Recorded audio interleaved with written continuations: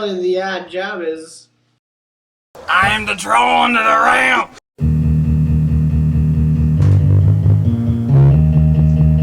Now I'm gonna do this.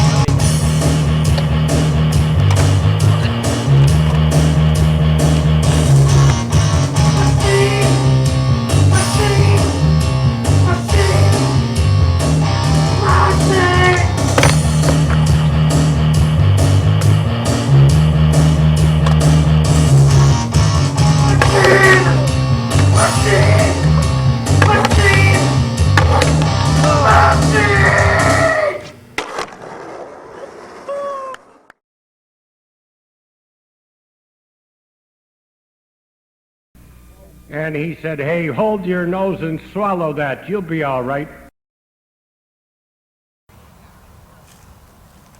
If you notice, his front teeth are missing. He is, he's about 2 pounds altogether. He's a little dried out. He's missing his front teeth. He's not the healthiest specimen, but he is definitely living proof that there is tree gophers in the area. This guy goes, get that girl naked. I'm like, Issue 2. Damn, Richard Harry.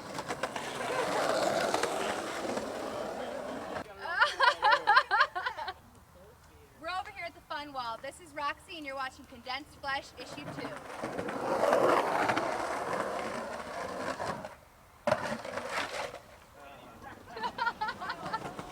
I'd hit that without a rubber. Hi, this is Condensed Flesh 2.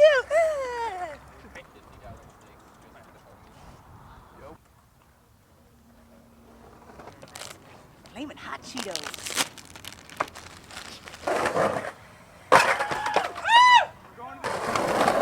Morning, my name's Ray and I'm an alcoholic. I'd like to welcome you all to the Thursday morning West Side AA group. Ladies and gentlemen, welcome to another session of the West Side Morning Alcoholics Anonymous group.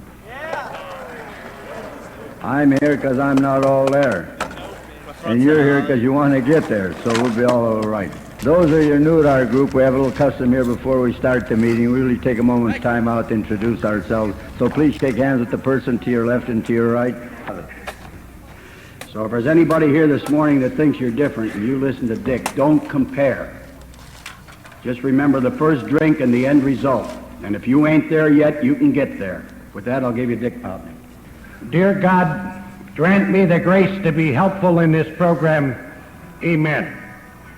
Through the grace of God and Alcoholics Anonymous, I haven't had a drink in 39 years or 32 years and 9 months. And I know how to stay out of trouble if I want to, because they don't sell whiskey at these meetings.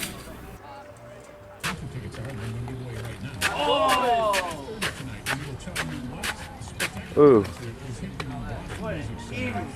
Texas. Okay.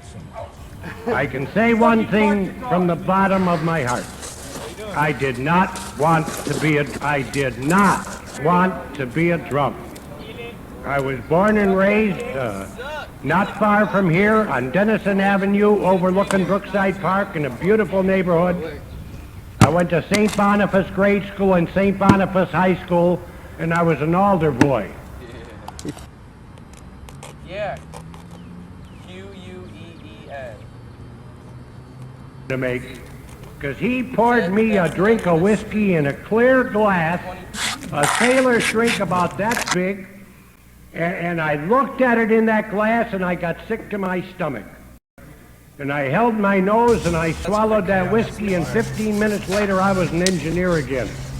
I got out of bed, he married me in that hospital, and I didn't. New York, they don't let the drunks wander that much. And so I didn't know New York. I knew 5 or 6 streets in New York. And so I had to take Betty down on Skid Row, down over a bar they call the Dutchman. And she was stunned. Hey, what's going on, man? In 2 weeks, I drank up everything she owned, and she came back to We're just Cleveland, moving and shit out of here. And I stayed away 7, 8, 9 months, and when we just got back to New York, I hitchhiked to Edgewater Park and went looking for Betty. And so Betty moved, and I moved in with my folks. They lived in a beautiful home out in Palmer. They had beautiful furniture like everybody else, and I didn't fit in with decent people any longer. Dad was saying, Dick, you just can't come in this house with those stupid tennis shoes and the slush and the snow. Now look what's happening to these carpets. A morning, and he took me into the Dennison Gardens. He opened a fifth. He poured me a drink, and he hired me as a bartender. And that was right next to where they had moved. And it wasn't long, and Clem found out I couldn't tend bar. I mean, I couldn't hit the glass. And I don't know if you know that feeling of walking into a bar that you've never been in, and the bartender knows you already. And there the kids are, and my wife with me going door to door, hanging out Coke samples. And they used to pay $8 a day at that place. And sometimes I get 2, 3 days together, and I get up to Dennison Gardens, and they bet me on yesterday's ball game. They bet me on a bowling game played a Friday before in Chicago. And he said, well, what's your name and everything? And then he said, my gosh, you owe 6 other loan companies. You can't possibly. I said, I got collateral. So they came up to our house to look at the furniture, and I took them in the neighbor's house. Went back down in the park, and I came out on Christmas Day, and I was dragging a Christmas tree.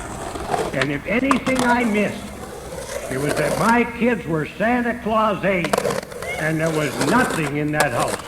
No heat, no tree, no Santa Claus, no presents, no nothing. And I was dragging this Christmas tree, and Betty came to the front door and said, if you stole the tree, take it away. And there was a U in the snow where I turned around and carried the tree down the hill and threw it away.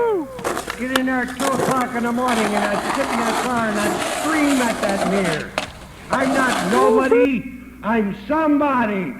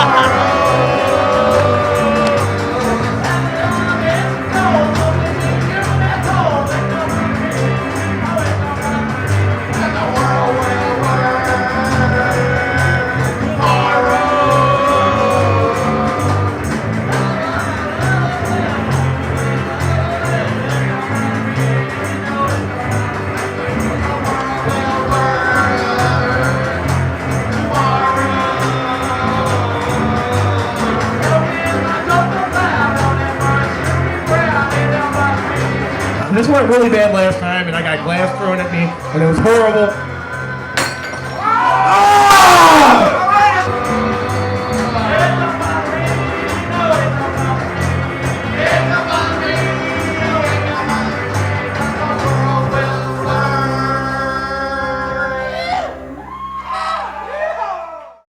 Way to go with your fucking shit! You what? I hate broke this asshole boy!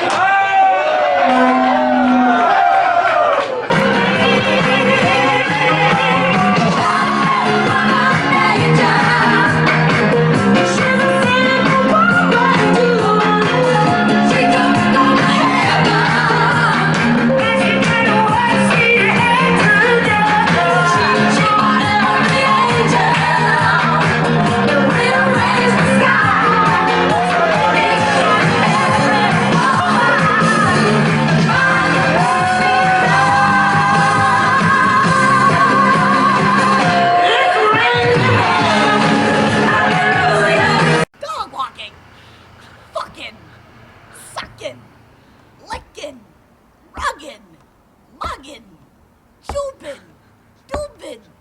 Jujubes.